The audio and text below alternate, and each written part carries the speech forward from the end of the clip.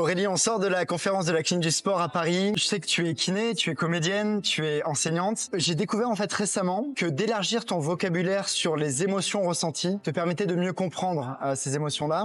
Toi, quelle émotion tu as découvert grâce à la scène et qu'est-ce qui est sous-coté comme émotion, tu penses? Ouais, en effet, le vocabulaire par rapport aux émotions, souvent on a, tu vois, la joie, la peur, la tristesse, la colère, qui sont en gros les émotions de vice-versa. Le film, je sais pas si tu l'as vu, mais en gros c'est ça. Plus tu développes ta palette, plus tu es capable de savoir comment tu réagis et comment les autres vont percevoir aussi ce que tu as envie qu'ils perçoivent. Pour moi, l'émotion qui est peut-être sous-cotée aujourd'hui, je sais pas comment l'intituler, mais c'est le fait de se dire, c'est un peu une phrase de psy, mais que parfois c'est ok de pas être en accord avec forcément ce que les autres pensent. Tu vois, par exemple, on te propose une sortie, on te dit ouais, ça va être une super soirée, machin, et t'as pas envie d'y aller, bah ça doit être ok pour toi de te dire bah non, là j'ai pas envie.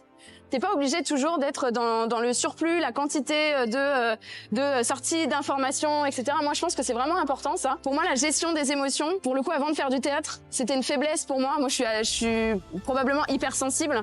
Ouais. Je suis très sensible, notamment aux émotions négatives. Le théâtre m'a appris à me dire que c'était une force et que c'était ok de le montrer.